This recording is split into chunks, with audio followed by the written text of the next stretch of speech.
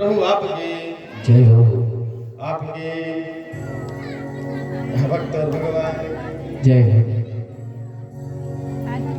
मेरो तो आधार सीताराम के चरणारविंद मेरो तो आधार सीताराम के मेरो तो आधार सीताराम के चरणारविंद मेरो तो आधार सीताराम के चरण में राम के चरणारविंद राघव के चरणारविंद राम के चरणारविंद राधे के चरणारविंद राम के चरणारविंद राघव के चरणारविंद राम के चरणारविंद राघव के चरणारविंद मेरो तो आधार सीताराम के चरणारविंद मेरो तो चरणारविंद राम के चरणारविंद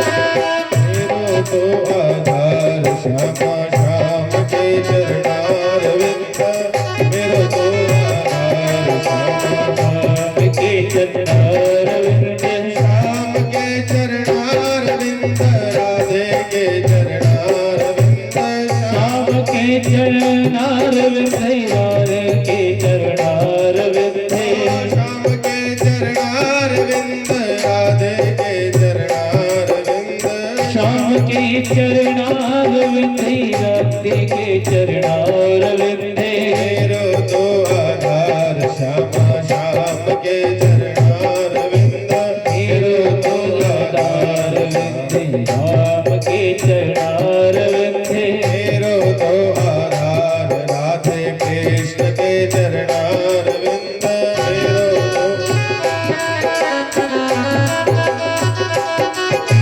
जय हो हरि बोल राधे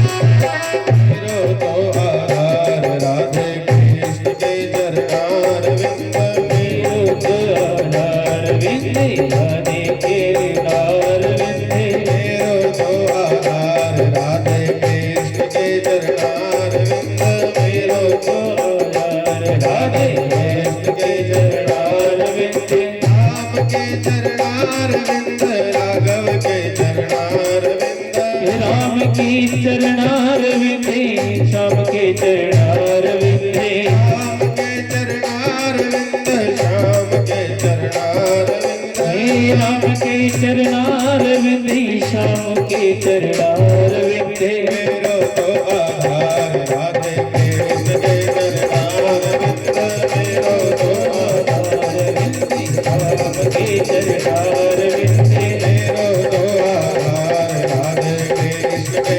चरणारविंद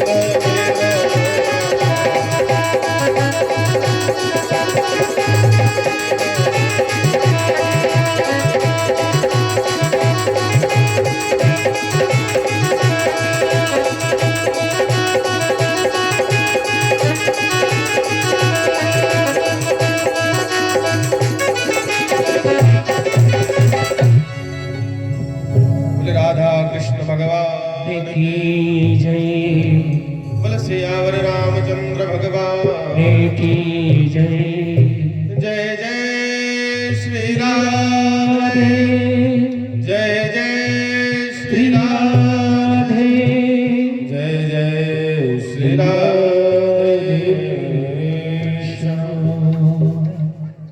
बोल सियावर रामचंद्र भगवान की जय। प्रभु आपकी बोलना ही पड़ेगा महाराज प्रभु आपकी जय हो। एक माला तो फेरनी पड़ेगी प्रभु आपकी जय हो।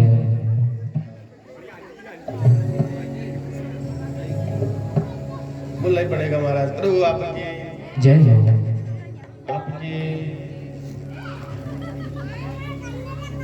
भक्त और भगवान की जय हो।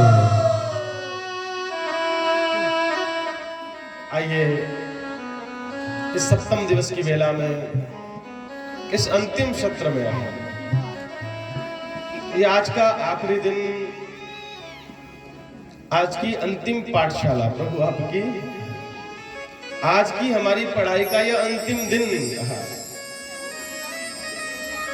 आज के बाद हम कल स्कूल नहीं आवेंगे कल कथा सुनने नहीं आवेंगे क्योंकि हमारी कथा का यह अंतिम दिन है ये पावन सत्र है ये अंतिम क्षण है कल हम अपनी यात्रा करके पुनः घर लौट जाएंगे प्रभु आपकी हमारी जो तीर्थ यात्रा हो रही है हमारा जो गंगा स्नान हो रहा है हम रोज 6 दिन तक गंगा का स्नान कर रहे थे तीर्थ यात्रा कर रहे थे बद्री विशाल केदार गंगोत्री यमुनोत्री जो पावन गंगा का किनारा छोड़कर हम कल अपने घर लौट जाएंगे प्रभु आपकी वैसे देखा जाए तो हमारा घर तो भगवान का धाम है हम जिस घर में रहते हैं वो हमारा घर नहीं है वो तो किराए का मकान है महाराज प्रभु आपकी जिस घर में हम रहते हैं जिसे हम अपना कहते हैं हम बार बार कहते हैं ये मेरा है ये मेरा नहीं है महाराज वो तो किराए का है हमारा घर तो भगवान का धाम है तीर्थ है इस किराए के मकान को छोड़कर एक दिन जाना पड़ेगा जिसे हम अपना कहते हैं इसको छोड़ना पड़ेगा और जो छोड़ा जाता है वो अपना नहीं होता प्रभु आपकी जिस घर को छोड़ दिया जाए जिस तन को छोड़ दिया जाए वो तन वो घर कभी हमारा नहीं हो सकता हमारा तो क्या है जिसे हम कभी ना छोड़े वो क्या है वो भगवान का नाम है भगवान का धाम है भगवान का मंदिर है प्रभु आपकी हमारा घर तो धाम है तीर्थ है परमात्मा की शरण है लेकिन हम संसार के पागल लोग हैं संसार में रहते हैं माया से लिपटे रहते हैं माया में चलते हैं माया के साथ जीते हैं ना इसलिए हम माया को अपना कहते हैं प्रभु आपकी लेकिन ध्यान रखना महाराज वो माया हमारी नहीं है माया का जो पति है ना वो हमारा है उसको कहते नारायण उसको कहते श्याम उसको कहते राम प्रभु आपकी वो मायापति हमारा है लेकिन महाराज हम संसार के लोग माया में भटक जाते हैं खो जाते हैं कथा की गहराई को समझना कथा की गहराई में डूब जाना परमात्मा की जो पावन लीला है परमात्मा की जो पावन कथा है ये आज की कथा विश्राम की कथा है ध्यान रखना इस पावन सत्र को पावन लीला को पावन कथा को हम आप बड़े प्रेम से श्रवण करेंगे कल की हमारी कथा भगवान के विवाह तक पहुंची मेरे भगवान कन्हैया ने मेरे श्याम सुंदर ने मनमोहन ने माखन चोर ने रणछोड़ ने आज मेरे कन्हैया ने द्वारिकापुरी को बसाया और उस द्वारिकापुरी में मेरे भगवान माता रुक्मणी के साथ विवाह करके रहने लगे प्रभु आप जी माता रुक्मणी विदर्भ देश में भीष्मक नामक राजा की कन्या है मेरे भगवान माता रुक्मणी को हरण करके ले आए ध्यान रखना भगा कर ले आए मेरे भगवान उसको भगाकर ले आए और मेरे कन्हैया ने आज बड़ा काम कर दिया, ध्यान रखना है। तभी तो संत महात्मा मुनि योगी जन बार बार कहते हैं कि कन्हैया की लीला सुनने पर अच्छी लगती है और राम की लीला अपने जीवन में उतारने पर अच्छी लगती है। प्रभु आपकी संसार में दो परमात्मा प्रकट हुए हैं, एक त्रेता में राम आए हैं और द्वापर में कृष्ण आए हैं। लेकिन जब मेरे परमात्मा राम आए ना महाराज, तो मेरे राम ने मर्यादा का पालन किया और मर्यादा का पालन करके मेरे राम मर्यादा पुरुषोत्तम बन गया। जो पुरुषों में उत्तम हो, जो सभी में उत्तम हो ना, उसका नाम होता पुरुषोत्तम। जो सभी पुरुषों में उत्तम हो वो पुरुषोत्तम कहलाता है। और मेरे भगवान ने पुरुषोत्तम होने के बाद भी मेरे परमात्मा ने हर जगह मर्यादा निभाई, उस मर्यादा का पालन किया, मर्यादा में रहते हुए जीवन को जिया, धर्म के साथ रहे। और महाराज इसलिए मेरे भगवान का नाम मर्यादा पुरुषोत्तम श्री राम पड़ा। लेकिन मेरे भगवान कन्हैया जो द्वापर में आए हैं, मेरे भगवान ने कहा मैंने एक जीवन तो मर्यादा में जी लिया और लेकिन एक जीवन लीला में जीऊंगा। तो मेरे भगवान ने उस लीला रूपी जीवन को जीने के लिए मेरे भगवान कन्हैया ने कृष्ण बनकर आए, द्वापर में जन्म लिया और मेरे भगवान कन्हैया लीलाधर बन गए। प्रभु आपकी संत महात्मा मुनिजन योगीजन कहते हैं कि राम का जो जीवन है, उस राम के जीवन को जीवन में उतारने के लिए बताया है। उस जीवन को तुम जीवन में उतारो, मर्यादा में जियो, आचरण से रहो, सदाचार से रहो, धर्म से रहो। मर्यादा के साथ जीवन जियोगे तो आपका जीवन राममय हो जाएगा, राम के जैसा हो जाएगा। लेकिन कृष्ण का जीवन बस सुनने पर अच्छा लगता है। कृष्ण ने क्या किया? कृष्ण ने बचपन में माखन चुराया, कृष्ण ने बचपन में चोरियां करी, कृष्ण ने बचपन में चित्र चुराया। और महाराज जब बड़े हो गए तो पत्नी को चुरा लिया। प्रभु आपकी बचपन में तो माखन चुराया और जब बड़े हुए द्वारिका में पहुंचे तो महाराज शिशुपाल की पत्नी बनने वाली थी रुक्मणी मैया। शिशुपाल के साथ पाणी ग्रहण होने वाला था। शिशुपाल बारात लेकर पहुंच गया और मेरे भगवान गए और शिशुपाल की पत्नी को चुरा कर ले आए। प्रभु आपकी ध्यान रखना, यदि कृष्ण की तरह जीवन जियोगे ना तो लोग मारेंगे। महाराज ध्यान रखना, कृष्ण का जीवन जीने के लिए नहीं है। लोग कहते बड़े हैं कि हाँ कन्हैया ने किया हम भी करेंगे। अरे कृष्ण है, वो परमात्मा है, वो नारायण है, उसकी तरह जीवन जिया नहीं जाता। उसकी तो लीला को सुनकर आनंद लिया जाता है।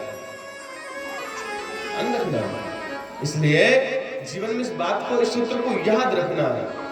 मेरे भगवान की जो लीला है वो आनंदमय लीला है। मेरे भगवान ने जो किया वो आनंद से किया, अपने भक्तों को आनंद देने के लिए किया है। आज मेरे भगवान कन्हैया माता रुक्मिणी के साथ उस द्वारिकापुरी में रहने लगे।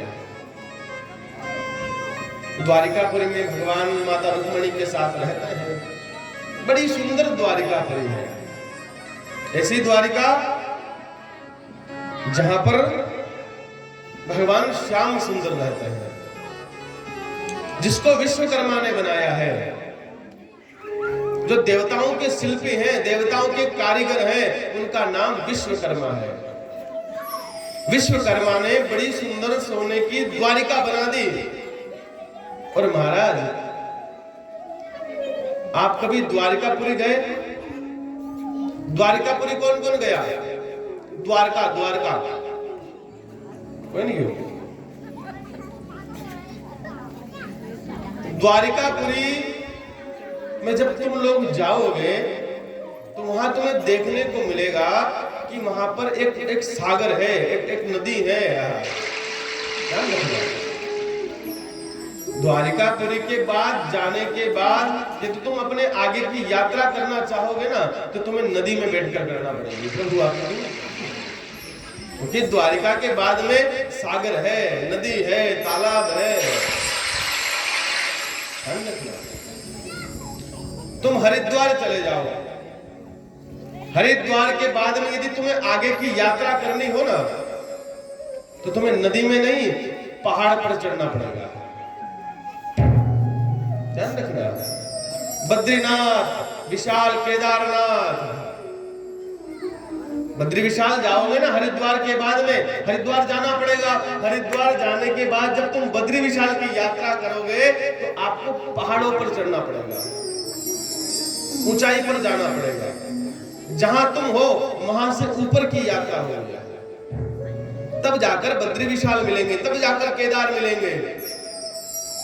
लेकिन जब द्वारिका जाओगे तो द्वारिका जाने के बाद जब आगे की यात्रा होगी वो नीचे की ओर होगी। प्रभु आपकी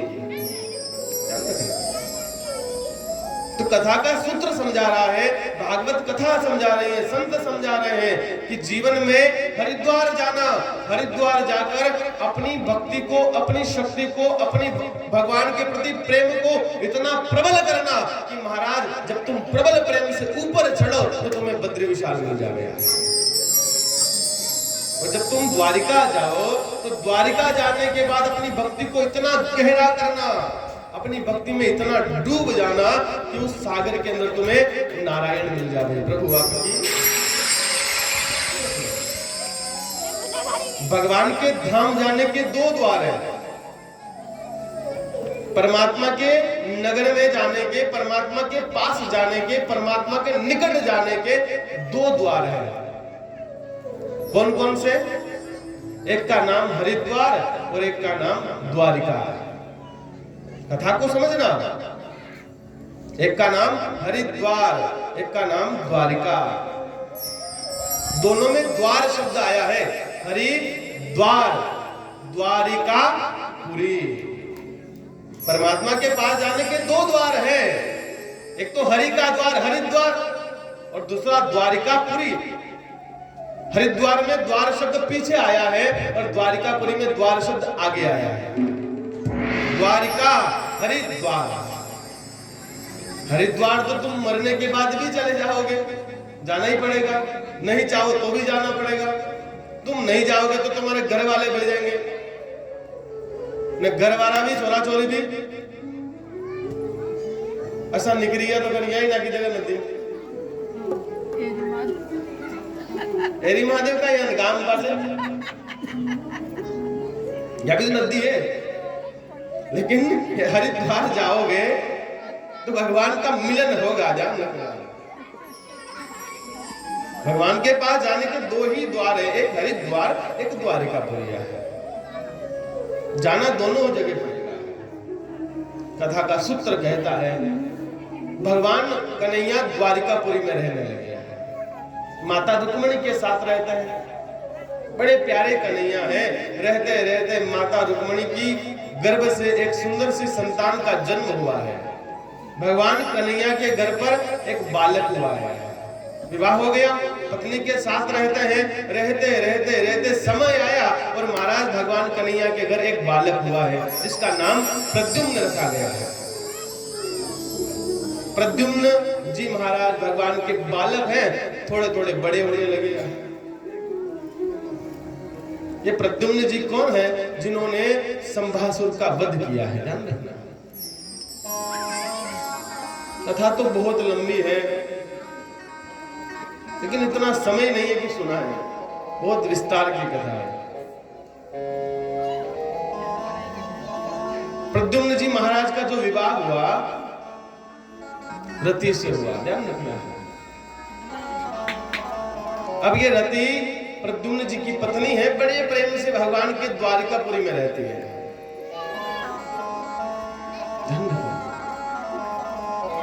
संभासुर का वध प्रद्युम्न जी महाराज ने आज किया है। कथा का सूत्र आगे आता है। भगवान के 8 विवाह और हुए हैं।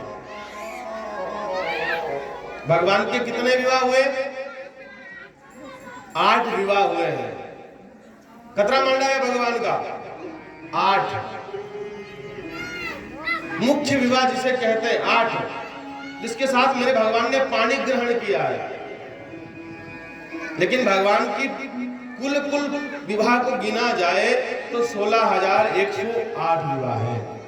लेकिन जो मुख्य विवाह है, जिनके साथ मेरे भगवान नारायण ने 8 प्रमुख विवाह किए, मुख्य विवाह किए हैं, जिनके साथ मेरे भगवान ने पाणी ग्रहण किया है, वो 8 पत्नियां हैं। कितनी? 8। अबार के टाइम में एक रागनी भी महंगी पड़ गई। अबार तो एक रागो नहीं, वह भी महंगी है। उनको भी लालन पालन, उनका भी खर्चा घना महंगा। लेकिन भगवान के 8 है। लेकिन मेरे भगवान प्रभु आपकी तो भगवान के मुख्य विवाह जो हुए वो 8 हुए हैं। कथा कहते हैं कि भगवान 8 विवाह होने के बाद में भी मेरे परमात्मा, मेरे नारायण बड़े प्रेम से उन 8 पत्नियों के साथ रहते हैं। अब सुखदेव जी ने राजा परीक्षित को समझा रहे थे। राजा परीक्षित ने कहा, गुरुदेव भगवान के कौन कौन से किस भावना से विवाह हुए, वो विवाह की कथा मुझे सुनाओ। राजा परीक्षित से गुरुदेव सुखदेव जी ने कहा, हे राजन, भगवान कन्हैया द्वारिका में रहते हैं। द्वारिकापुरी में एक सत्राजित नाम का राजा रहता है, यदुवंशी रहता है, जिसका नाम सत्राजित है। ये राजा द्वारिकापुरी में भगवान के साथ रहता है, जानते हैं। अब कन्हैया के सामने रहता है, कन्हैया के साथ रहता है, लेकिन भगवान कन्हैया से बैर करता है, ध्यान रखना। भगवान से घृणा करता है, मन में सोचता है कि मैं भी कन्हैया के जैसा महान बन जाऊंगा। और क्या किया उसने? भगवान की उपासना चालू करी। और महाराज अब नियम लिया कि मैं आज से सूर्य देव की उपासना करूंगा।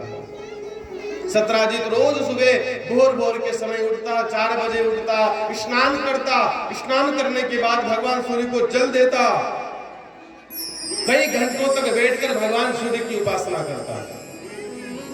धरती पर यदि कोई दिखने वाले देवता है ना, तो वो सूर्य नारायण है। जो दिखाई देते हैं कि हाँ देव है, दिखाई दे रहे हैं, सूर्य नारायण। और जो इनकी उपासना करता है उसे सहजता से जीवन में आनंद मिल जाता है।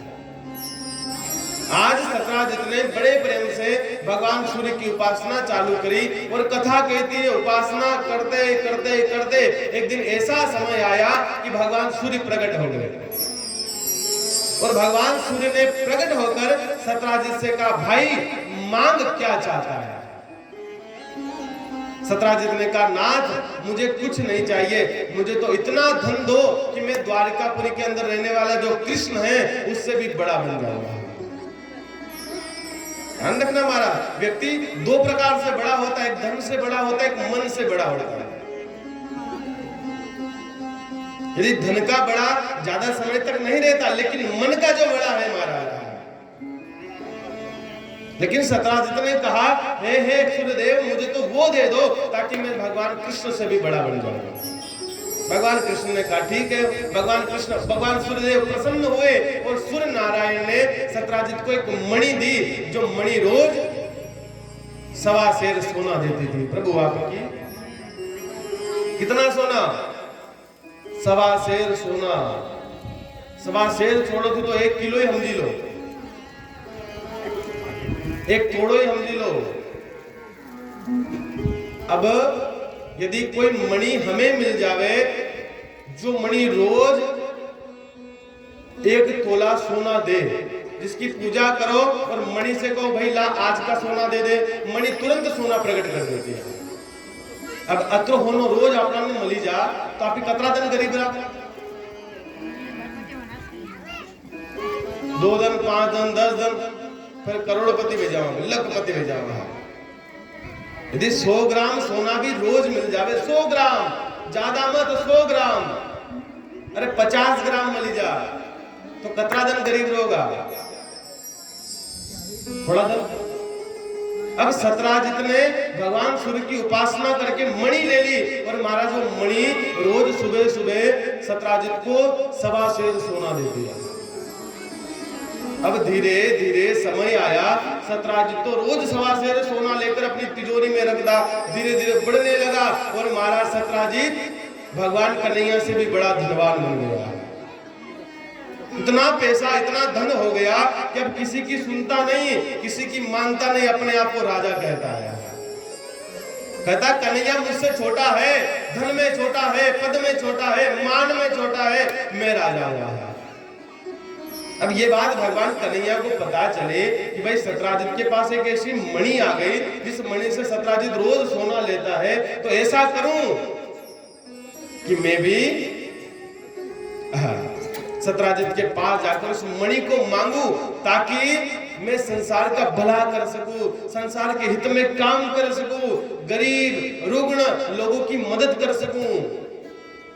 यदि तुम्हारे पास धन आ जावे ना महाराज, तुम धनवान बन जाओ, तुम्हारे पास पैसा हो जावे, तो वो पैसा सिर्फ तुम्हारे लिए नहीं है, उस पैसे का उपयोग सदाचार के लिए, धर्म के लिए, लोगों के लिए, परोपकार के लिए करना चाहिए। यदि तुम उस पैसे का उपयोग परोपकार के लिए नहीं कर सकते ना, तो तुम्हारे पास वो पैसा ज्यादा दिन टिकेगा नहीं। ध्यान रखना, प्रभु आपकी वो धन ज्यादा देर स्थिर नहीं रहेगा।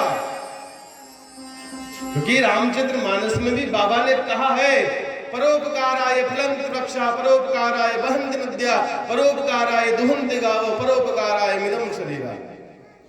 क्या कहा?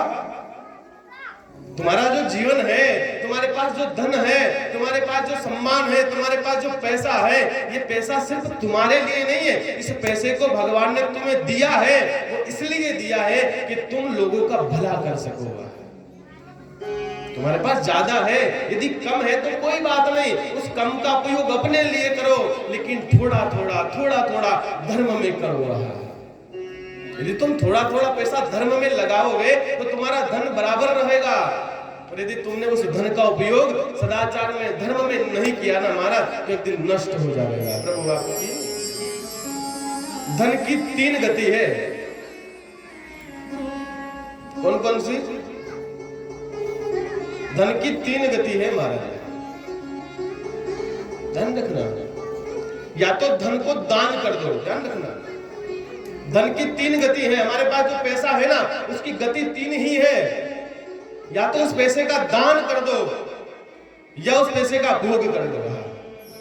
तो तुम्हारे पास है, यदि उसको दान में ले लो, या तुम अपने काम में ले लो, अपनी सुख सुविधा में उसका खूब उपयोग कर लो।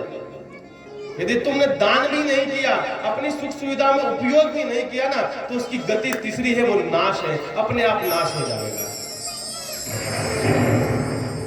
धन की 3 ही गति है, चौथी कोई गति नहीं है। या तो दान कर दो, या भोग कर दो, या वो अपने आप नाश हो जाएगा। ध्यान रखना। रामचंद्र में मानस में बाबा कहते हैं, जीवन में परोपकार करना चाहिए। जो तुम्हारे पास है उसे दूसरों को बांटना सीखो। तुम बांटोगे ना, तो तुम्हारे पास लौटकर ज्यादा आएगा। यदि तुमने बांटा भी नहीं, उसको एक जगह स्थिर रखा ना हमारा, तो वो ना तो बढ़ेगा, लेकिन घट जरूर जाएगा। आप सोचो, यदि हमारे पास में पानी एक जगह भरा हुआ रह जाए, यदि पानी बहे नहीं, एक जगह यदि पानी को इकट्ठा कर लो, तो हमारा 10 दिन, 20 दिन, महीना, 2 महीना, 6 महीने में वो पानी बदबू मारने लग जाएगा। लेकिन वही पानी यदि बहता रहे, चलता रहे, उसकी गति चलायमान रहे ना हमारा, तो पानी कभी खराब नहीं होगा। ध्यान रखना। यदि तुम्हें परोपकार सीखना है, तुम्हें परोपकार में जीना है ना, तो किससे सीखना? उस गाय से सीखना। कौन सी गाय? जो हमारे घर में रहते हैं। वो गाय क्या करती है? अपना दूध देती है, लेकिन दूध खुद नहीं पीती, दूसरों को पिलाती है। प्रभु आपकी परोपकाराय फलन्ति वृक्षा, परोपकाराय वहन्ति नद्या। जो वृक्ष हमारे पास में है, जो फल देने वाले वृक्ष है, उनसे सीखो। वो वृक्ष फल तो देते हैं, लेकिन कभी खुद उस फल को नहीं खाते, वो फल दूसरों को देते हैं। प्रभु आपकी परोपकाराय फलन्ति वृक्षा, परोपकाराय वहन्ति नद्या। हमारे पास जो नदी बहती है, इस नदी का काम देखो, कभी खुद का जल खुद नहीं पीती, दूसरों को पिलाती है। प्रभु आपकी परोपकाराय फलन्ति वृक्षा, परोपकाराय वहन्ति नद्या, परोपकाराय दुहन्ति गावो। गाय जो दूध देती है, खुद नहीं पीती, दूसरों को पिलाती है। इसलिए हमारा जीवन परोपकार करने के लिए बना है। हम अपने जीवन का सदुपयोग दूसरों के काम में लगावे, दूसरों की भलाई में लगावे। जो गरीब है, रुग्ण है, बीमार है, असहाय है, उसकी सेवा में लगावे। इसलिए हमारा जीवन परोपकारायमिदं शरीरा, परमात्मा ने तुम्हें जो जीवन दिया है, इस जीवन का उपयोग परोपकार में करो। अरे तुम भगवान की सेवा नहीं कर सको चलेगा, लेकिन जो दिखने वाले नर है, मनुष्य है, तनधारी है, उनकी सेवा करो। जो गरीब है, रुग्ण है, असहाय है, बेसहारा है, जिनको तुम्हारी आवश्यकता है, उनकी सेवा करने में अपना जीवन लगा हुआ है। ध्यान रखना, यदि तुम ऐसा नहीं कर सके तो तुम्हारा जीवन व्यर्थ है। रामचरितमानस में बाबा ने एक बात और बड़ी प्यारी कही है, परहित सरिस धर्म नहीं भाई, परहित सरिस धर्म नहीं भाई, परहित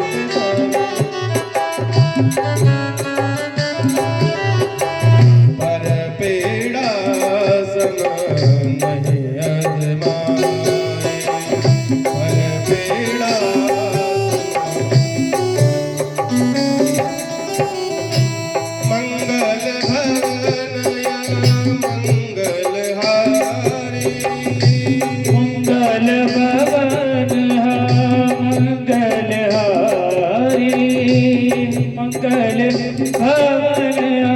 मंगलहारी प्रभु सुदशरथ अजर बिहारी, प्रभु सुदशरथ अजर बिहारी। परहित सरिस धर्म नहीं भाई, श्री राम जय जय राम, श्री राम जय जय राम। पर पेड़ा सम नहीं अजमाए, पर पेड़ा सम नहीं अजमाए। श्री राम जय राम, जय जय राम, श्री राम जय राम, जय जय राम, श्री राम जय राम, जय जय राम, श्री राम जय राम, जय जय राम, श्री राम जय राम, जय जय राम, श्री राम जय राम, जय जय राम। रामचरितमानस के अंदर बाबा ने बड़ी प्यारी बात कही है, परहित सरिस धर्म नहीं भाई, पर पीड़ा सम नहीं अजमाई। दूसरों के ऊपर उपकार करने से बड़ा कोई धर्म नहीं है, ध्यान रखना, और दूसरों को पीड़ा देने से बड़ा कोई पाप नहीं है। प्रभु आपकी जीवन में तुम किसी को दुख दोगे, जीवन में किसी की हाई लोगे ना महाराज, उससे बड़ा कोई दूसरा दुख नहीं है। जीवन में तुम किसी का भला करोगे, जीवन में तुम किसी के लिए कुछ करोगे ना महाराज, उससे बड़ा कोई दान नहीं है। प्रभु आपकी उससे बड़ा कोई धर्म नहीं है। जीवन में याद रखना, आज भगवान कन्हैया सत्राजित के पास गए, सत्राजित के पास जाकर मेरे भगवान कन्हैया ने कहा, हे सत्राजित, है भाई, तेरे पास इतना धन हो गया, तो इस धन का उपयोग दूसरों के काम में कर, सदाचार में कर, लोगों को देने में लगा, दान करने में कर। प्रभु आपकी तू ऐसा कर, तेरे पास जो मणि है, तेरे पास जो धन है, जिस मणि से तूने धन प्राप्त किया, वो मणि मुझे दे दिया। अब महाराज, यदि ऐसी मणि हमें मिल जावे जो मणि रोज 1.25 सेर सोना दे, यदि ऐसी मणि हमें मिल जावे तो हम क्या किसी और को देंगे? यदि कोई हमसे मांग ले कि भाई वो मणि मुझे दे दे, अब तेरे पास खूब हो गया, तो क्या हम दे देंगे? अरे महाराज, मणि की बात कर रहे हो, लोग 2 रुपया फ्री में नहीं देगा, फ्री पॉकेट में लोग 2 रुपया भी नहीं दे, मणि कैसे दे देगा? ये बात तो छोड़ो, यदि शादी हो, विवाह हो, और कोई कह दे भाई ये वस्तु तेरे काम नहीं आ रही है, इस वस्तु को मुझे दे दिया है। यदि थाके पास पया ज्यादा है ने कोई गरीब आई ने कही दे बापड़ो कि मारे पे पया को नहीं मांडो करनो तो उसे थोड़ा पया दे दे, तो ठीक है को पया तो दे दूंगा, लेकिन ब्याज लगेगा 2 रुपए हेकड़ा को। मतलब लगेगा 2 रुपए हेकड़ा को ब्याज लगेगा। पया तो मार पे है दही भी दूंगा, लेकिन 2 रुपया सैकड़े का ब्याज लगेगा। जो तुम्हारे पास है ना वो तुम उसे कभी मुफ्त में नहीं देते हो। प्रभु आपकी फ्री में तुम कभी कुछ देते नहीं हो। जब तुम इतना सा धन नहीं देते तो क्या सतराजित अपनी मणि दे देता? नहीं दी, मना कर दिया। अरे कन्हैया ये मणि मुझे सोना देती है, इस मणि को मैं तुझे कैसे दे दूंगा? भगवान ने कहा ठीक है भाई मत दे। भगवान तो मांगकर चले आए, लेकिन सतराज रहा, अभिमान में भर गया, गिर गया। मेरे पास मणि है, उस मणि को मांगने कन्हैया आया था। ध्यान रखना अपने धन का, अपनी लक्ष्मी का, अपने पद का यदि तुम अभिमान करोगे ना तो लक्ष्मी तुमसे दूर चली जाएगी।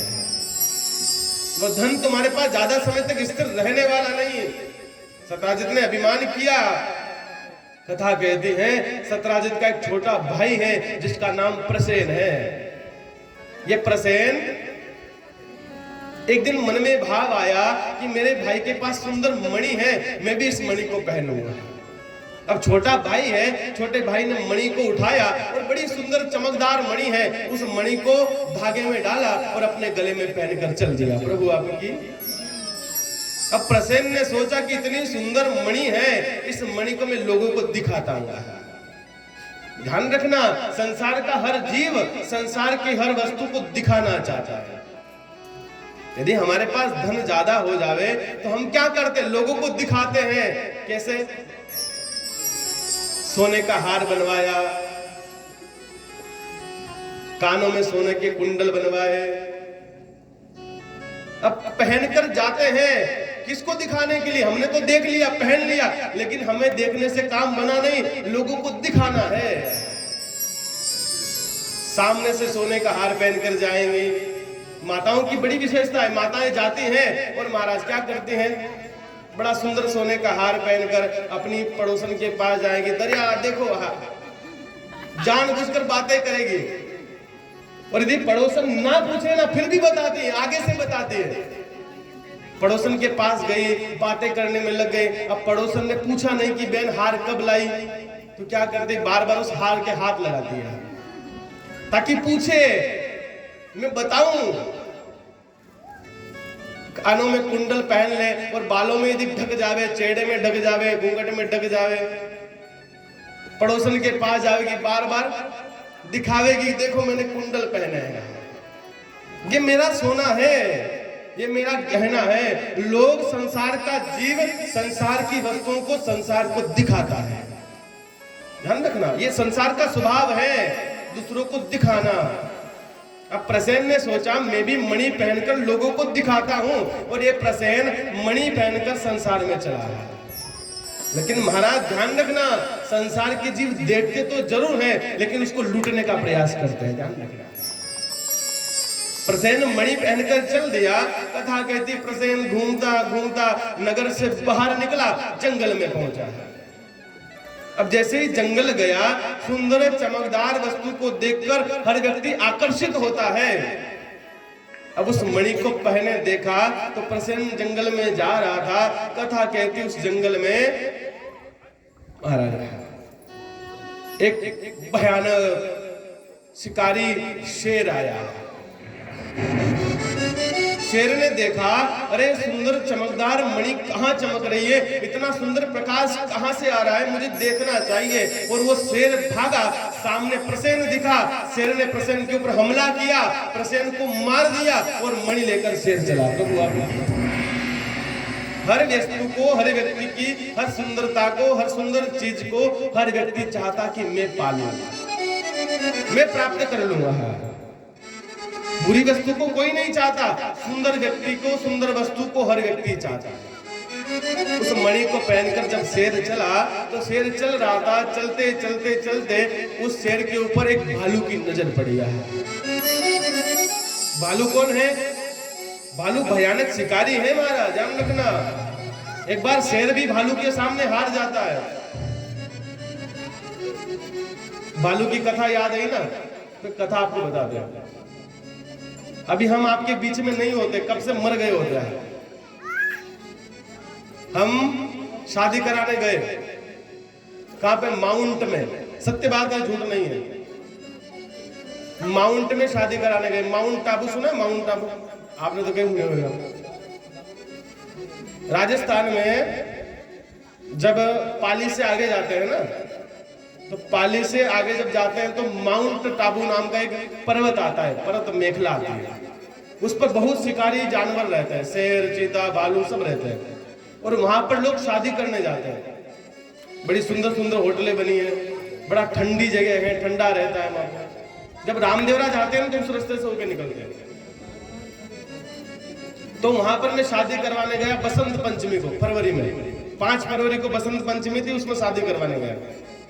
तो जब शादी हम करवा रहे थे तो सुबह के फेरे थे 4 बजे के। तो हमको तो 3 बजे जाके तैयारी करनी, मांडन मांडना, सब मंडप लगाना। अब लाड़ा लाड़ी तो 4 बजे आगा, तो हम पहले से जाकर 3 बजे जाकर तैयारी करने लगे। हम 2 पंडित थे। अब हमको पता नहीं था कि भाई यहाँ जंगली जानवर रहता है। तो हम तो पीछे उस जो होटल थी उसके पीछे जाकर तैयारी कर रहे। तैयारी करके हम वापस जब कुछ सामान लेने के लिए वापस चले तो हमारे पीछे से भालू दौड़ता हुआ आया और बिल्कुल हमारे पास से होकर निकला। वो तो परमात्मा की कृपा रही कि उसने हमें कुछ किया नहीं, भाग गया। लेकिन महाराज यदि वो पकड़ लेता हमें, हमारा जीवन का वो अंतिम क्षण होता। तो बड़ी घटना हुई। अब ये भालू की जो कथा आई ना महाराज, भालू बहुत शिकारी जानवर है, जंगली जानवर है। यदि भालू एक बार किसी को पकड़ लेना तो छोड़ता नहीं है, उसको मार कर ही दम लेता है। अब भालू ने उस शेर को देखा, सुंदर मणि चमकती हुई जब शेर के चेहरे पर देखी तो भालू ने शेर के ऊपर हमला किया और महाराज शेर मर गया और भालू उस मणि को लेकर चला। प्रभु आप अब भालू सुंदर मणि को लेकर गया और अपनी गुफा में चला गया। अब भालू की गुफा में भालू की एक बेटी रहती है जिसका नाम जामवती है, ध्यान रखना। अब उस भालू को तो मणि लेकर चला गया, मणि भालू लेकर चला गया। लेकिन यहाँ द्वारिकापुरी के अंदर सत्राजित को जब ये बात पता चली कि मेरी मणि खो गई है, मेरा भाई मर गया है, तो सत्राजित ने संसार में कलंक लगवा दिया। पूरे द्वारिकापुरी में खबर फैला दी कि मेरे भाई को और मेरी मणि को छीनने वाला और कोई नहीं, वो कृष्ण है, द्वारिकापुरी है, द्वारिकापुरी का वासी कन्हैया है, जो मुझसे मणि मांगने आया था। मैंने उसको नहीं दी तो उसने मेरे भाई को मरवा दिया और मणि छीन ली। प्रभु आपकी अब उसे पता तो है नहीं कि मणि किसने छीनी, मणि कहाँ गई। अब उसने भगवान के ऊपर कलंक लगा दिया है। ध्यान रखना, ये कलंक बहुत काला होता है। कलंक का दाग जीवन में एक बार लग जावे ना महाराज तो निकलना बड़ा मुश्किल है। इसलिए प्रयास करना कि हर समय हम इस कलंक से बचे रहे। कलंक का दाग बहुत बुरा है महाराज। अब भगवान कन्हैया के ऊपर कलंक का दाग लग गया। और जीवन में याद रखना, एक चतुर्थी का ऐसा चांद आता है, यदि उस चांद का तुमने दर्शन कर लिया तुम्हारे ऊपर जीवन में झूठा कलंक जरूर लगता है। वो चतुर्थी कौन सी है? चौथ को व्रत कौन कौन करे? चौथ को कोई करे? चौथ को व्रत कोई नहीं करे। चतुर्थी का व्रत किया जाता है, लेकिन चतुर्थी का एक चंद्रमा है। कौन सी चतुर्थी? गणपति चतुर्थी। गणपति चतुर्थी का जो चंद्रमा है उसका दर्शन नहीं करना चाहिए।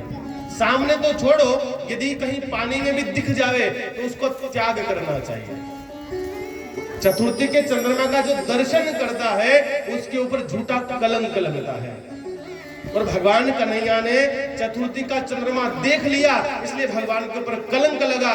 सत्राजित ने कलंक लगाया कि मेरे भाई को, प्रसेन को मारने वाला, मेरी मणि को छीनने वाला और कोई नहीं, ये कन्हैया है। भगवान के ऊपर कलंक लगा।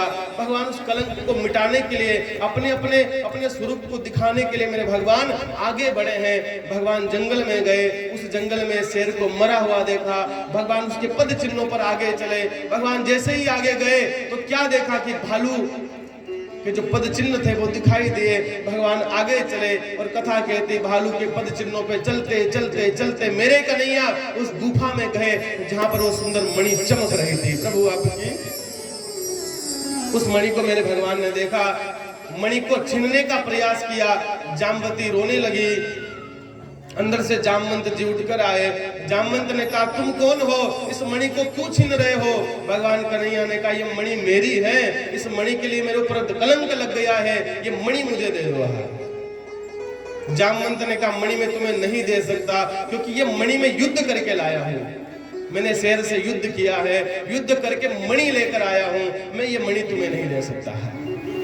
भगवान ने कहा मणि तो मुझे चाहिए। जामवंत ने कहा यदि मणि चाहिए तो पहले युद्ध करो, जो युद्ध में जीतेगा उसकी मणि होगी। अब कथा कहती भगवान ने जामवंत की बात मानी। जामवंत से कहा चलो युद्ध करते हैं। भगवान कन्हैया और जामवंत जी महाराज उस गुफा के अंदर, कथा कहते हैं कि आज जामवंत का और कन्हैया का युद्ध चलने लगा है। ये जामवंत तो कोई और नहीं, ये भगवान के सेवक हैं जो राम अवतार में जब परमात्मा राम बनकर मर्यादा पुरुषोत्तम बनकर आए थे, उस समय ये जामवंत बूढ़े बनकर जामवंत ने भगवान को दिशा दिखाई थी, मार्ग दिखाया था। बूढ़े थे। जामवंत ने कहा प्रभु सब युद्ध कर रहे हैं, मैं युद्ध नहीं कर सकता, मैं किससे युद्ध करूं? मेरे बराबर कोई नहीं है, मेरे शक्तिशाली कोई नहीं है। भगवान ने कहा तुम किसी से युद्ध नहीं कर सकते। जामवंत ने कहा नाथ मैं चाहता हूं कि युद्ध करूं। भगवान ने कहा मेरे आपके बराबर तो सिर्फ मैं हूं। जामवंत ने कहा नाथ आपके साथ युद्ध कैसे कर सकता हूं? भगवान ने कहा एक दिन ऐसा समय आएगा जब तुम मेरे साथ युद्ध करोगे। प्रभु आपकी भगवान उस कार्य को करने के लिए मेरे कन्हैया आज उस गुफा में गए हैं। जामवंत पहचान नहीं पाए। जामवंत ने भगवान से युद्ध किया और कथा कहते युद्ध चलता रहा, भीषण युद्ध हुआ।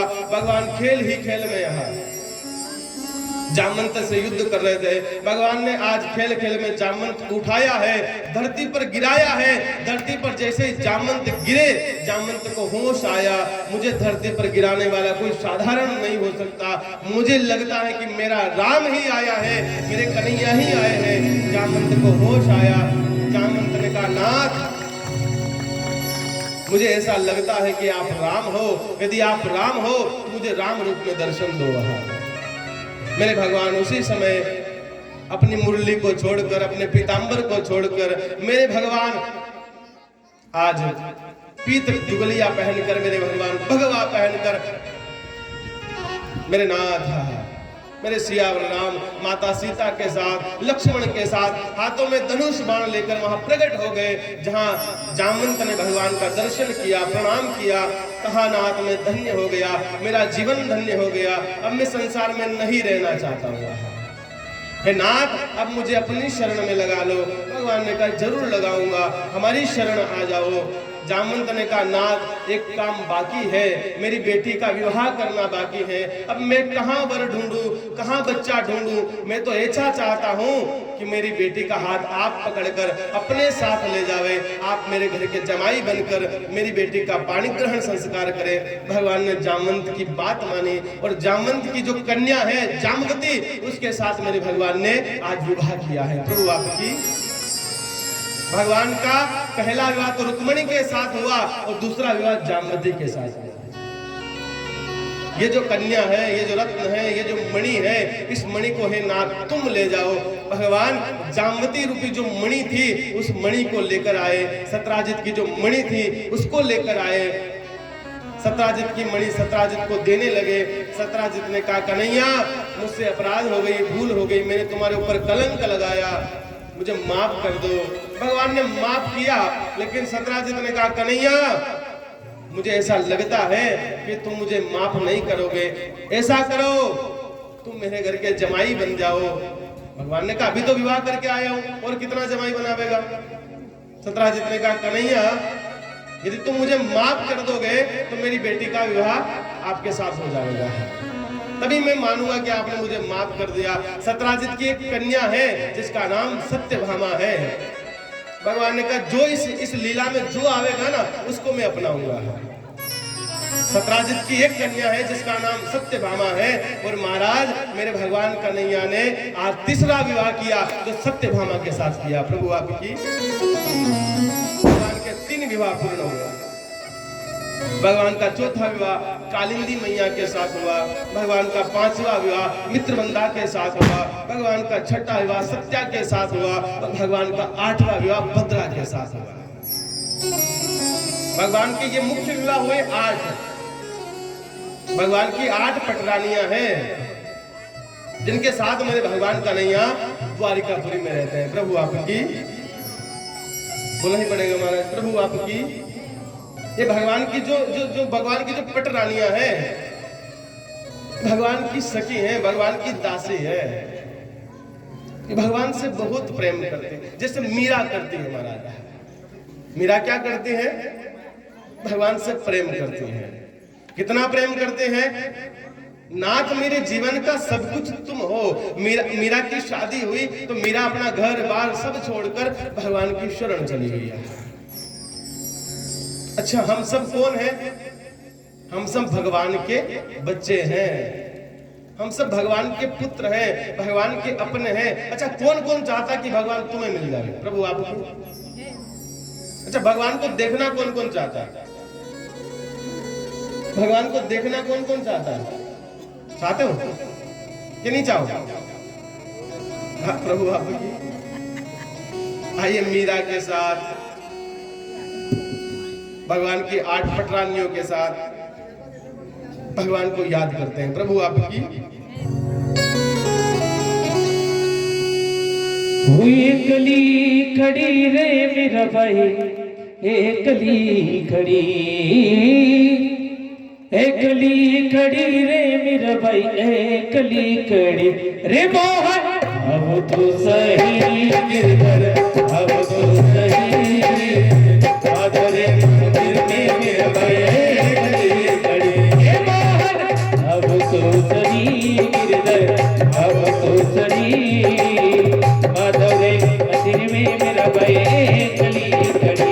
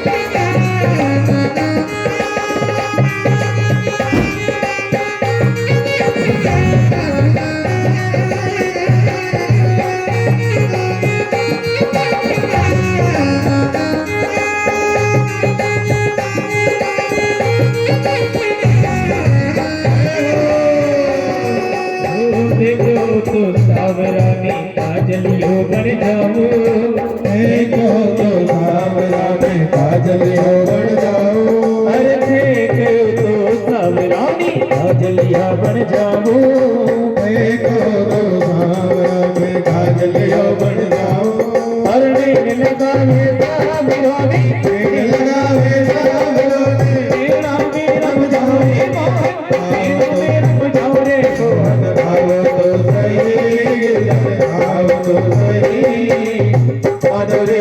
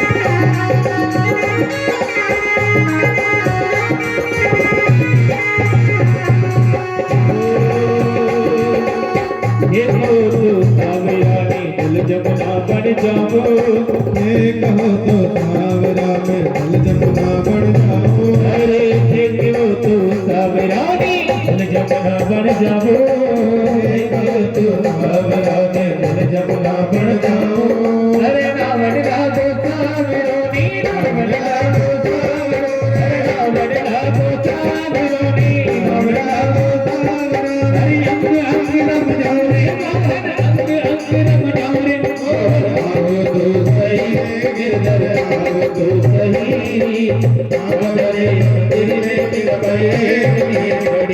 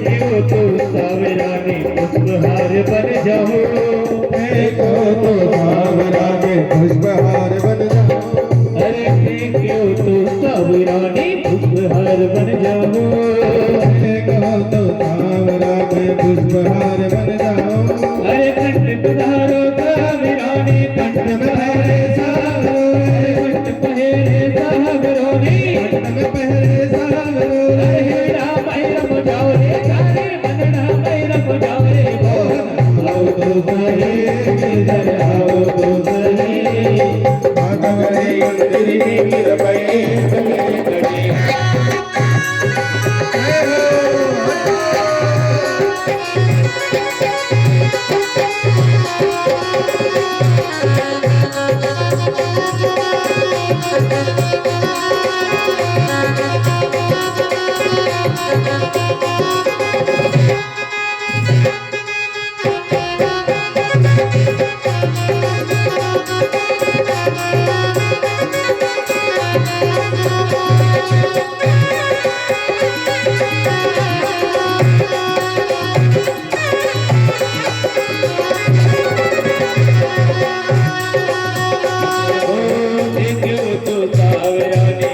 पायल बन जाओ देखो तो सावरा में पग पायल बन जाओ अरे देखो तो सावरा में पग पायल बन जाओ देखो तो सावरा में पग पायल बन जाओ अरे नाचड़ लागो सावरा नी नाचड़ लागो सावरो रे नाचड़ लागो सावरो नी नाचड़ लागो सावरो रे नी बन जाओ रे कावे चरना में लग जाओ रे मोहन आओ तो सही गिरधर आओ तो सही माधव रे मंदिर में गिरबे हे मोहन आओ तो सही गिरधर आओ तो सही माधव रे मंदिर में गिरबे हे मोहन आओ तो सही गिरधर आओ तो सही माधव रे मंदिर में गिरबे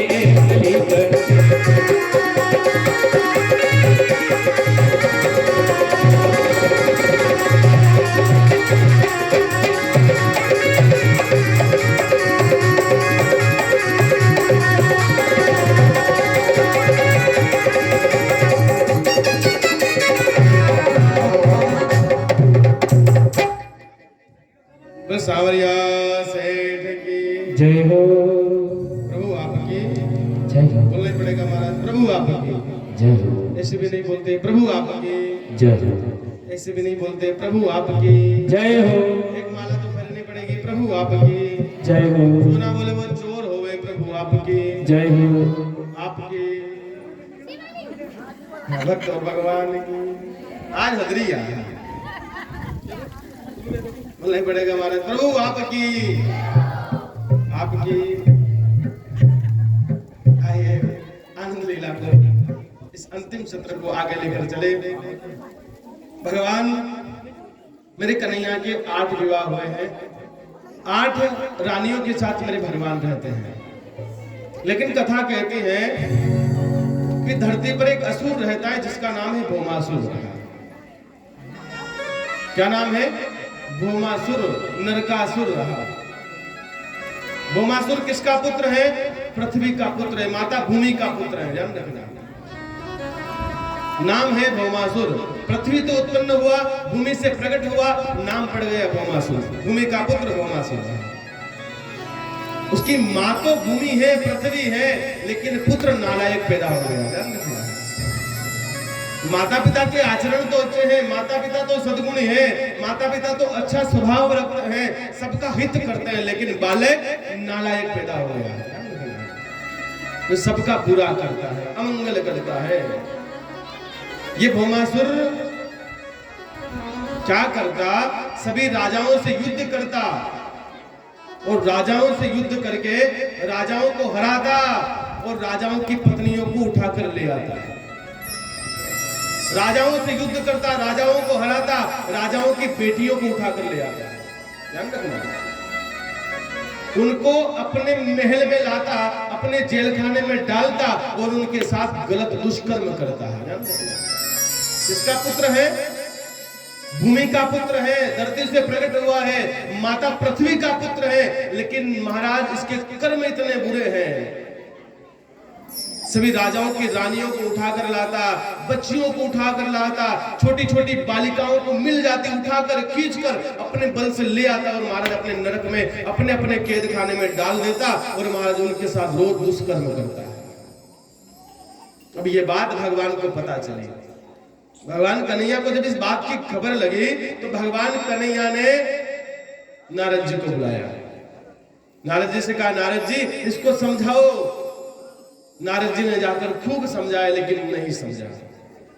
कहता मेरे अंदर शक्ति है, और जिसके अंदर शक्ति है होती है ना, वही ये काम कर सकता है। मेरे अंदर बल है, ताकत है, और जब तक मेरे अंदर शक्ति रहेगी, साहस रहेगा, मैं करता रहूंगा। नारद जी ने भगवान से आकर कहा, प्रभु नहीं मानता। भगवान ने कहा, जो नहीं मानता ना उसे मैं मना देता हूँ। मेरा काम है, मैं संसार में इसलिए तो आया हूं, धर्म की स्थापना करने के लिए। यह अधर्म है, पापी है, इसको मिटा दूंगा। भगवान ने कहा, एक बार मिटाऊंगा तो तब, पहले इसकी मां को जाकर कहूंगा। ध्यान रखना, बच्चा यदि नालायक हो जावे, बच्चा यदि बुरा करता है ना, तो पहला उल्हाना मां को जाता है। पहली बार मां को जाकर कहा जाता है, अरे देखो तुम्हारा बालक ऐसा हो गया, तुम्हारे बालक ने ऐसा किया, तुम्हारे बालक ने ऐसा किया, तुम समझाओ। मां समझाती है। यदि मां को नहीं कहो डायरेक्ट थापड़ की मिलती तो वह मां लड़वाई जाती है। यदि बालक नालायक रह जा, अपने नगर में घूमी जा, अपने गांव में कोई बालक ऐसो है जो खूब मस्ती कर रहे हो, उन्हें डायरेक्ट हम जाओ, कोने डायरेक्ट थापड़ की मिल दो, तो वो रोतो घर जाकर उनकी मां कागड़ी माता बोली क्या नहीं अपने गामड़ा में। तो कथा का भाव कहता है कि भगवान ने कहा, पहले मैं उसको मारूंगा तो तब, पहले उसकी मां को जाकर कहूंगा।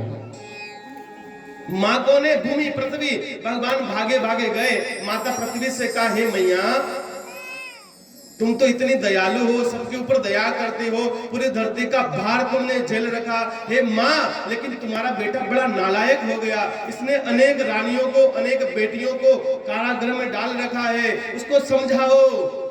माँ ने कहा, कन्हैया मैं समझाऊंगी। भगवान ने कहा, यदि तुम नहीं समझाओगे तो मैं समझाऊंगा, और मेरा समझाना अलग है। माँ ने कहा, नहीं कन्हैया एक बार छोड़ दो, मैं जाकर समझाती हूँ। प्रभु आपकी माँ चाहती है ना कि मेरा बेटा सुधर जाए।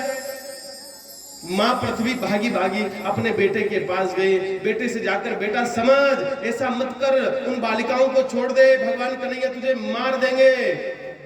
लेकिन उसने कहा, अरे माँ तू नहीं जानती, तू चली जा, मैं अपना काम कर रहा हूं, मैं किसी भगवान से नहीं डरता। प्रभु आपकी रखना। लेकिन जब व्यक्ति अपने आप को भगवान कहने लग जावे, जब लोगों से डरना बंद कर दे महाराज, तब ही पाप होता है। जब तक उस बेटे के ऊपर माँ बाप का डर होता है, माँ बाप का भय होता है ना, तो बुरा कर्म करने से पहले 10 बार सोचता है। लेकिन जब वो बेटा ही माँ बाप से बड़ा बन जाता है ना, तो फिर वो किसी की नहीं सुनता। ध्यान रखना है, उसने माँ की नहीं सुनी। माँ ने खूब समझाया, माँ ने खूब प्रयास किया, लेकिन जब नहीं माना तो माँ ने आकर भगवान से कहा, नाथ अब तुम जो चाहो करो, मैं तुम्हें कभी बुरा नहीं करूंगी। प्रभु आपकी हे नाथ, वो नहीं समझता, वो बुरा है, बुरा कर रहा है, गलत कर रहा है। जो गलत करेगा उसको सजा मिलेगी। मैं माँ जरूर हूं, लेकिन मैंने प्रयास किया, मेरा बेटा नहीं माना। हे नाथ अब जो तुम चाहो करो। प्रभु आपकी। भगवान ने कहा ठीक है। भगवान अपनी पत्नी सत्यभामा को लेकर गए और महाराज कथा कहती है, भगवान ने उस नरकासुर से, भौमासुर से युद्ध किया और उस युद्ध में नरकासुर मारा गया, उसको मृत्यु मिली। और महाराज उस जेल खाने में जो कन्याएं रहती थी, जो बालिकाएं रहती थी, भगवान ने उन्हें छुड़ा दिया। जब वो छूटी, उन कन्याओं की गिनती कितनी थी? 16,100। कितनी थी? 16,100। उस जेल खाने में राजकन्याएं, राज बेटियां, बच्चियां रहती थी, जिसके साथ भौमासुर गलत करता था। भगवान ने जब उन्हें छुड़ाया, भगवान ने कहा बेटियों अब अपने अपने घर जाओ।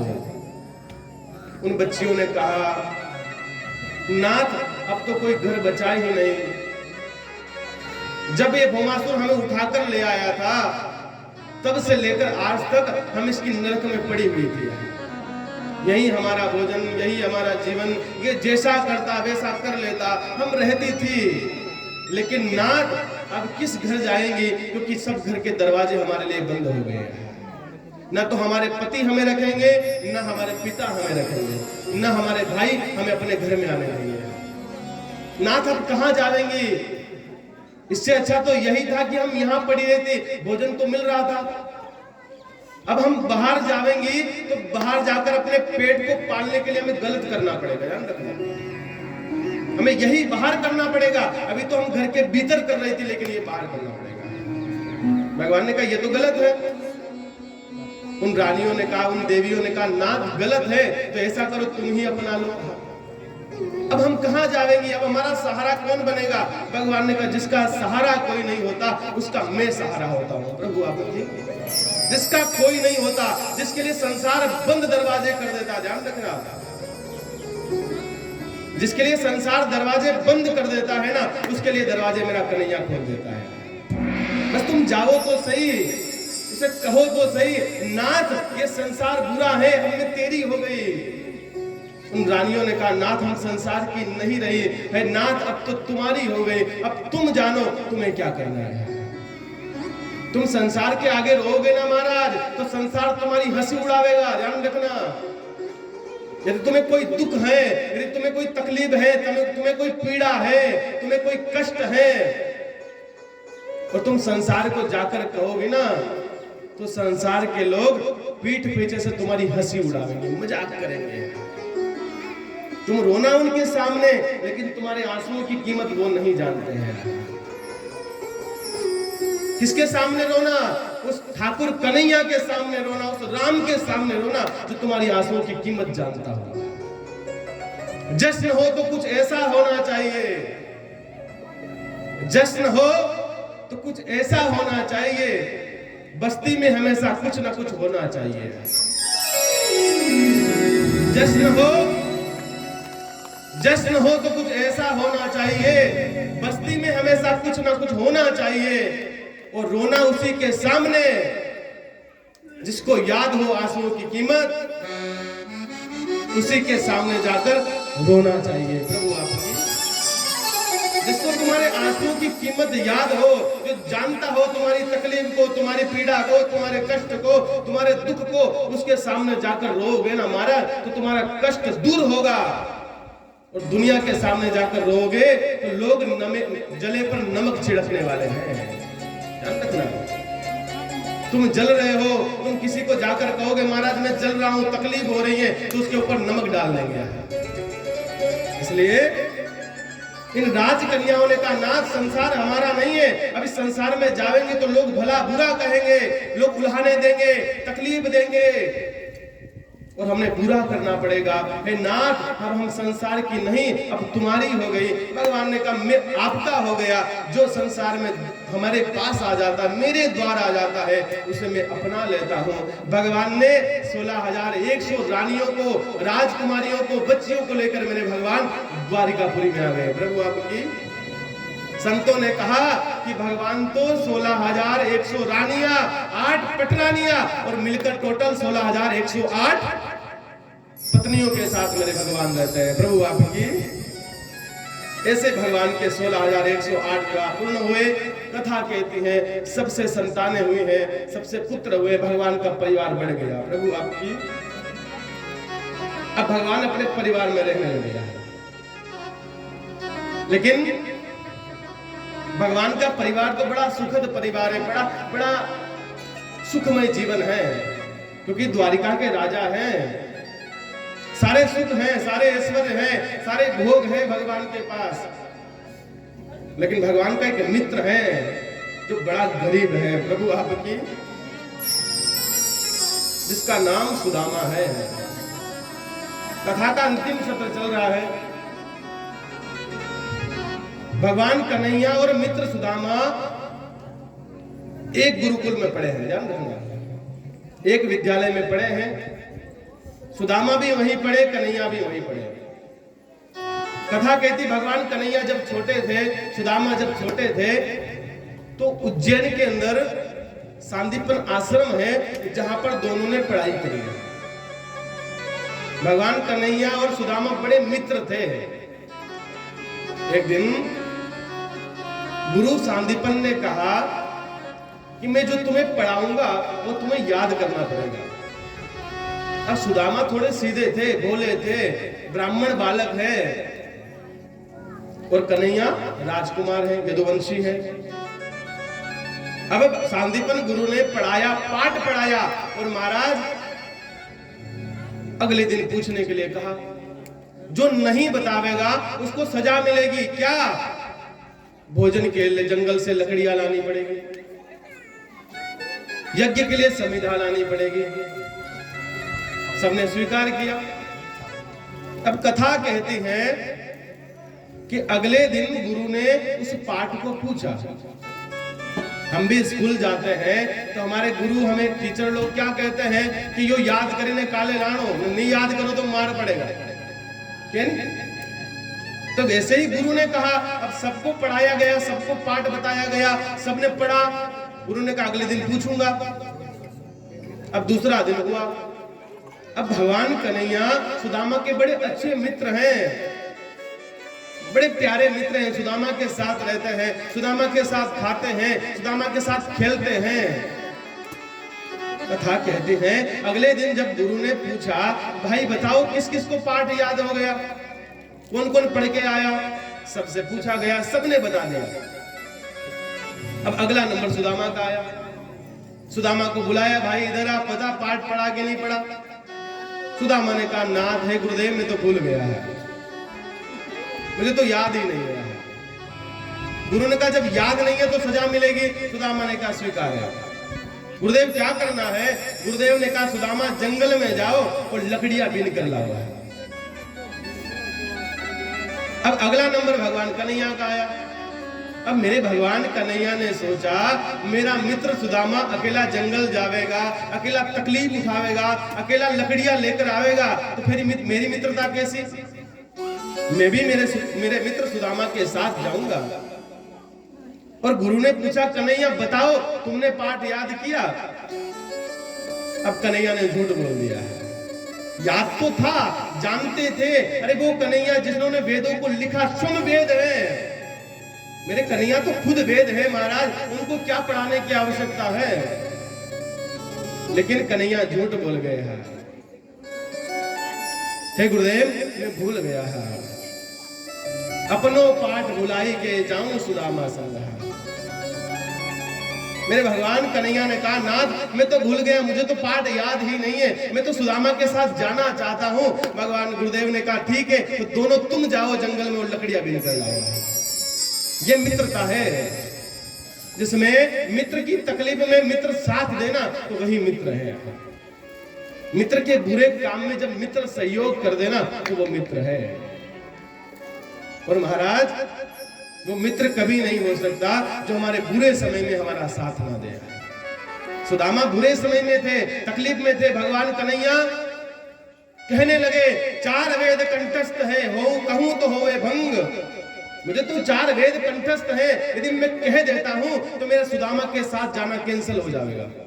4 वेद कंठस्थ है, कहूं तो होवे भंग, अपनो पाठ बुलाई के जाऊं सुदामा संग।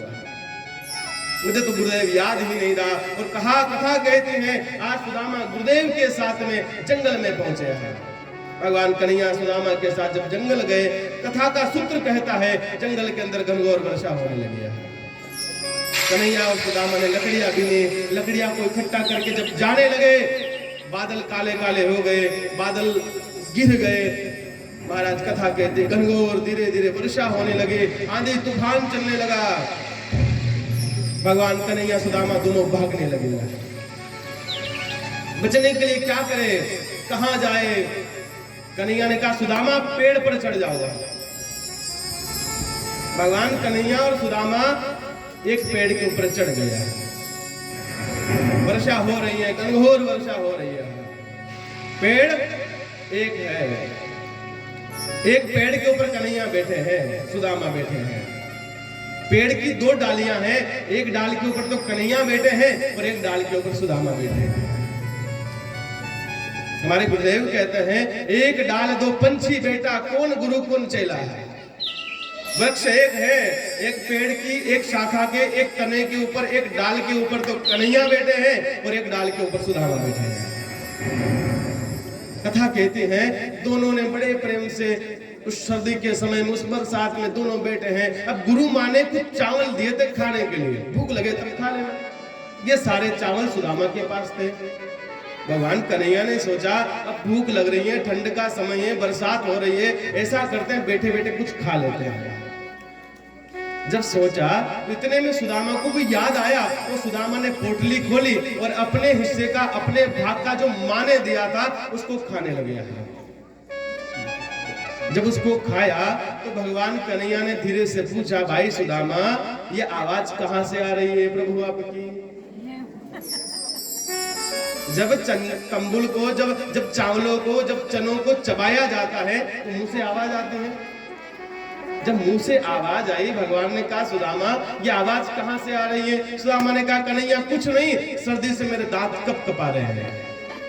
झूठ बोल गया। ध्यान रखना, कथा को समझना, कथा के सूत्र को समझना। झूठ बोल दिया। सुदामा ने अपने हिस्से का खाया और सुदामा की भूख बढ़ गई। अब भगवान कन्हैया ने सुदामा से कहा भाई ऐसा कर, अपनी गुरु माँ ने जो हमारे हिस्से का तंदुल चावल दिया था ऐसा कर वो बांट ले, आधा तू ले ले, आधा मैं ले लेता हूं, खा लेते हैं। अब सुदामा ने सोचा यदि मैं अपने हिस्से का तो खा लिया हूं, अब कन्हैया के हिस्से का कन्हैया को दे दूंगा तो मेरी भूख नहीं मिटेगी। मुझे तो भूख लग रही है, तो ऐसा करता हूं कन्हैया से तो झूठ बोल देता हूं और कन्हैया का जो हिस्सा वो भी मैं खा लेता हूं। सुदामा ने जल्दी से उस चावल को निकाला और सुदामा खा गया। अपना तो खाया लेकिन भगवान का भी खा गया। भगवान कहते हैं कि जब तक जीव अपने हिस्से का खाता है तब तक मैं उसे कुछ नहीं कहता हूं, लेकिन जब जीव दूसरे का भाग खाता है, दूसरे का हिस्सा खाता है, तब तकलीफ होती है। तुम अपना खाओ, तुम्हें भगवान ने अपना दिया है, अपना खाओगे तो कोई पाप नहीं होगा, लेकिन जब तुम भाई का खाओगे, तुम अपनों का खाओगे ना महाराज, तुम परायों का खाओगे, उसे अपना मानकर खाओगे, तब तकलीफ होगी। सुदामा झूठ बोल गए।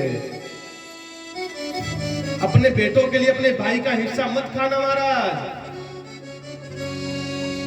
तुम्हारे बेटे तो बड़ी मुंह से खावेंगे, लेकिन यदि तुम अपने बेटों के लिए अपने भाई का हिस्सा खाओगे ना तो उसका दंड तुम्हें भोगना पड़ेगा। अभी तो अच्छा लग रहा है, अभी तो मीठा लग रहा है, लेकिन जब उसका तकलीफ होगी ना महाराज तो उससे बड़ी कोई तकलीफ दूसरी नहीं हो सकती है।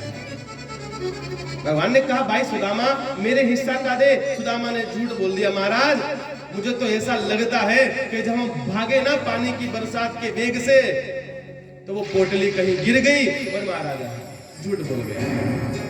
भगवान ने कहा ठीक है भाई, अब सुदामा खा रहा है, भगवान का हिस्सा, भगवान का भाग खा रहा है।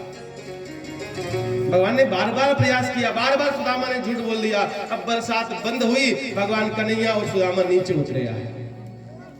भगवान ने फिर पूछा, भाई जरा सच बता दे, वो पोटली कहाँ है, मुझे भूख लग रही है। अब सुदामा ने कहा मैं खा गया हूं और मैं कहूंगा कि मैंने खा लिया तो भगवान बड़े नाराज हो जाएंगे। इसलिए सुदामा ने फिर झूठ बोल दिया, महाराज मैं सच कहता हूं, जब हम दौड़े तब वो पोटली कहीं गिर गई है। एक झूठ 10 झूठ बुलवाता है, एक सच 10 झूठ से हमारी रक्षा करता है। सुदामा ने फिर झूठ बोला। भगवान ने कहा मेरा है, अपना है, मित्र है, भाई है, यदि ये कह देगा ना कि मैंने खा लिया तो मैं इसे माफ कर दूंगा। सुदामा से फिर पूछा, भाई बता, सच बता, क्या तूने खा लिया? खाकर भी सुदामा मुकर गए, हे नाथ मैंने नहीं खाया, वो तो कहीं गिर गया है। भगवान ने कहा तुम खाओ, तुम कह दो कि नाथ मैंने खा लिया, गलती हो गई, अपराध हो गया, अपनी अपनी गलती का प्रायश्चित कर लो तो मैं तुम्हें माफ कर दूंगा। ये तुम खाकर भी मुकर जाओगे ना तो फिर मैं कभी माफ नहीं कर सकता। ध्यान रखना, जीवन का ये सूत्र है। भगवान कन्हैया सुदामा आगे चलने लगे, वापस अपने अपने गुरु के द्वार गए, गुरु के वहां पढ़ाई पूरी करी। ध्यान रखना, कन्हैया ने अपना हिस्सा ब्राह्मण सुदामा को खिलाया, इसलिए मेरे कन्हैया तो द्वारिकापुरी के राजा महाराज बन गए। और सुदामा दूसरे का हिस्सा खाया है, दूसरे का भाग्य खाया है, दूसरे का धन खाने के कारण ये सुदामा गरीब रुग्ण रोगी बन गया। प्रभु आपकी भगवान ने अपना भाग्य, अपना हिस्सा दूसरे को खिलाया। भगवान तो राजा बन गए। जो अपना हिस्सा, अपना भाग्य बांटता है, दूसरों को खिलाता है, वो तो राजा बनकर रहता है। लेकिन जो दूसरे का भाग्य खाता है वो गरीब बनकर रहता है। महाराज वो कभी श्री संपदा से युक्त नहीं होता, वो धनहीन हो जाता है, श्रीहीन हो जाता है, पदहीन हो जाता है, मानहीन हो जाता है, भाग्यहीन हो जाता है। इसलिए प्रयास करना कि कभी हम दूसरे का हिस्सा ना खाए, कभी दूसरे का भाग्य ना खाए तो अच्छा है। अपनी मेहनत का, अपनी कमाई का अपना खाओ। तुमने 1 रुपया भी किसी और का खा लिया महाराज तो वो 1 रुपया भी बड़ा तकलीफ देगा। अब कन्हैया तो राजा बनकर द्वारिका में रहने लगे, सुदामा गरीब हो गए। सुदामा का विवाह हुआ, बच्चे हुए, लेकिन महाराज गरीबी में जीवन जी रहे हैं। कभी 2 पेट भरपेट भोजन नहीं मिलता, 2 समय का। सुदामा की पत्नी बार बार कहते हैं, नाथ तुम्हारा मित्र सांवरिया है, तुम्हारा मित्र दयालु है, तुम्हारा मित्र द्वारिका का राजा है, उससे जाकर मांगो। लेकिन सुदामा कभी मांगने नहीं जाते हैं। बेटा भूख से व्याकुल हुआ, तड़पने लगा, माँ भूख लगी है, भूख लगी है। सुदामा की पत्नी सुशीला अपने पति के पास गए, स्वामी मेरे बेटे को भूख लगी है, कुछ लाओ, कुछ खाने के लिए लाओ। सुशीला रोती हुई विलाप करते हैं। सुदामा ने कहा अभी जाता हूँ। सुदामा मांगने के लिए गांव में गए, लेकिन किसी ने 2 मुट्ठी अनाज नहीं दिया। ध्यान रखना, जब व्यक्ति का भाग्यहीन होता है ना महाराज, तो सब जगह से दरवाजे बंद हो जाते हैं।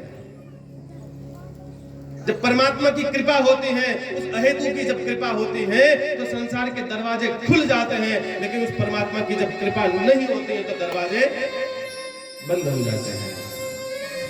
सुदामा को 2 मुट्ठी तंदूर, 2 मुट्ठी चावल जब कहीं से नहीं मिले, सुदामा खाली हाथ जब घर लौटा, सुदामा ने पत्नी से कहा, देवी कहीं से कुछ नहीं मिला। सुशीला ने कहा, नाथ मैं अपने बेटों को क्या खिलाऊं, भूख से तड़प रहा है, छोटा सा बच्चा व्याकुल हो रहा है, अब उसको क्या खिलाऊं। सुदामा विवश हो गए। सुशीला ने कहा, नाथ अब ऐसा करूंगी, आज के बाद मेरा बेटा कभी रोटी नहीं मांगेगा, कभी भूख के लिए कहेगा नहीं।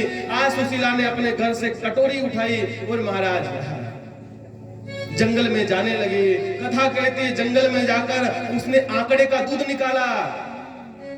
ये आंकड़े का दूध कोई साधारण दूध नहीं है। ये आंकड़े का दूध यदि 1 बूंद भी मुंह में चला जावे ना महाराज तो व्यक्ति की मृत्यु हो जाती है।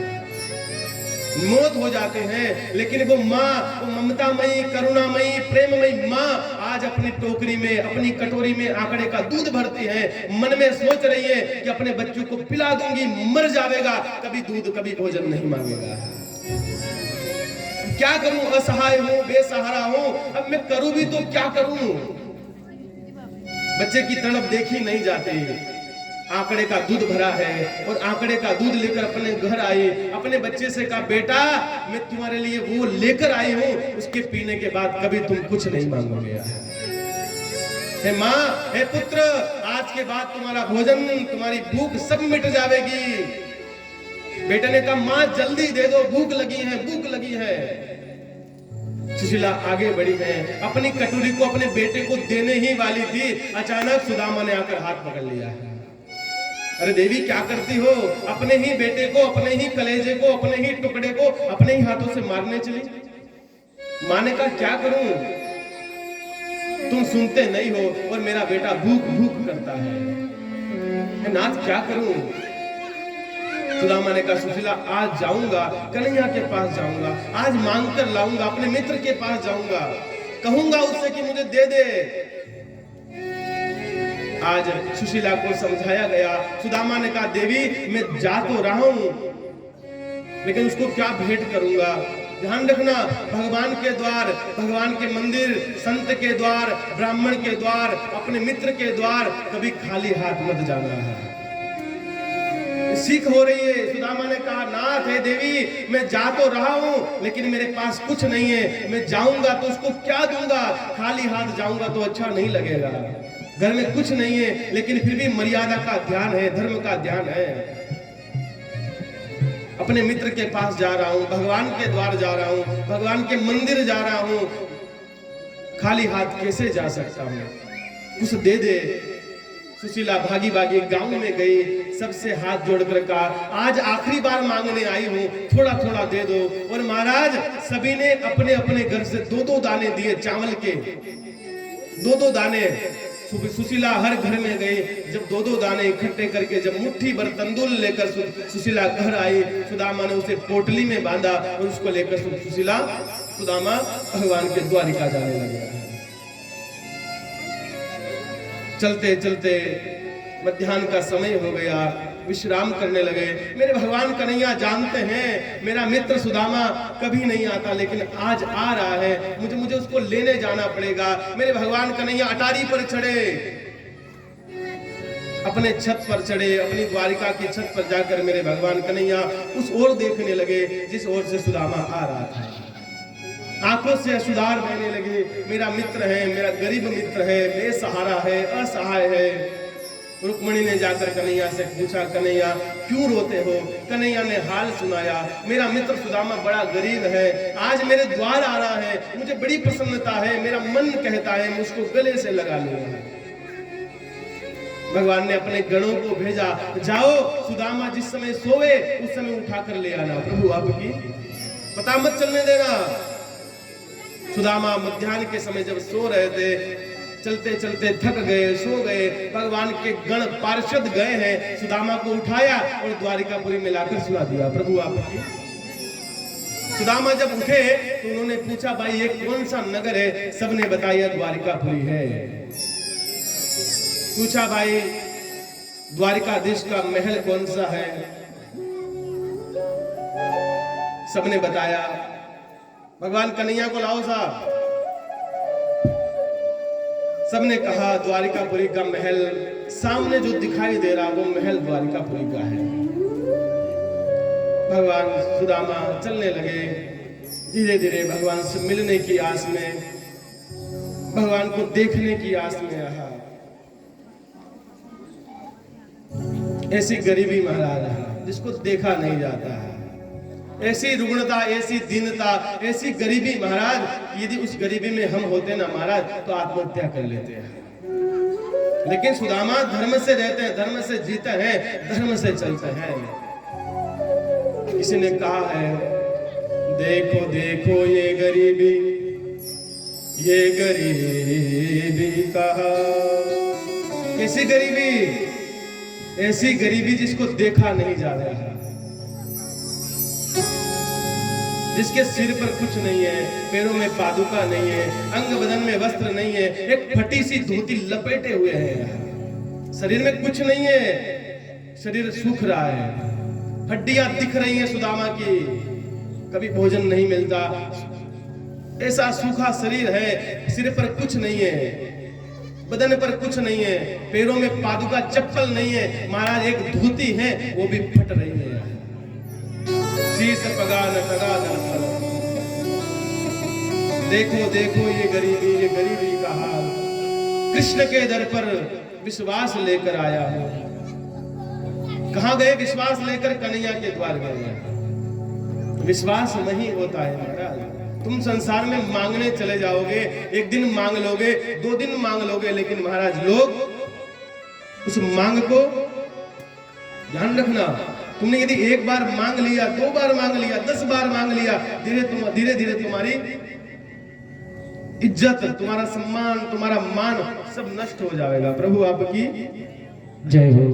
यदि मांगना बहुत बुरा है, इस बात को लिख लेना, मांगना बहुत बुरा है। तुम मांगो, 1 दिन मांग लो, 2 दिन मांगो, 3 दिन मांगो, धीरे धीरे तुम्हारी मांग जैसे जैसे बढ़ेगी ना, लोग तुमसे घृणा करने लग जाएंगे, ध्यान रखना है। इसलिए सुदामा ने कहा मैं मांगूंगा तो नहीं, लेकिन विश्वास लेकर जा रहा हूं कि मेरा कन्हैया, मेरा श्याम सुंदर, मेरा नटवर, मेरा गिरधारी, मेरा बनवारी मेरे ऊपर कृपा करेगा, रक्षा करेगा। प्रभु आपकी जय हो। देखो देखो ये गरीबी कहा, कृष्ण के दर पे विश्वास लेके आया हो, मेरे बचपन का यार है मेरा शाह, बस यही सोच के आस करके आया हो।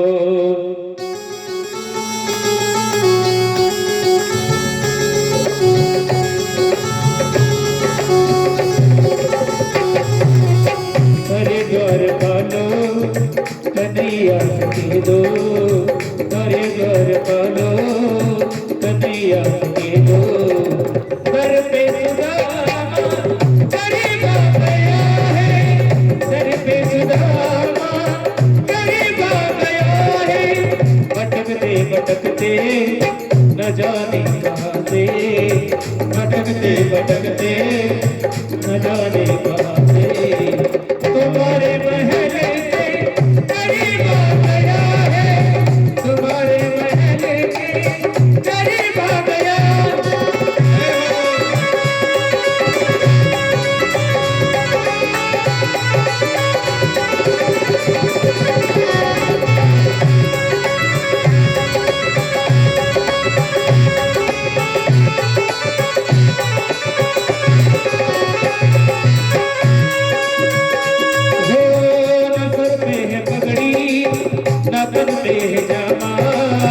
नजर पे है पगड़ी, नजर पे है जामा, बता दो कन्हैया से नाम है सुदामा, बता दो कन्हैया से वो नाम है सुदामा। नजर पे है पगड़ी, नजर पे है जामा, बता दो कन्हैया को नाम है सुदामा। नजर पे है पगड़ी, नजर पे है जामा, नजर पे पगड़ी, नजर पे जमा। आप सभी बीच में से रास्ता दे दे, आधे इधर हो जावे, आधे इधर हो जावे, बीच में रास्ता दे दो, सुदामा जी आएंगे, बीच में रास्ता दो, बीच में बीच में बीच में बीच में।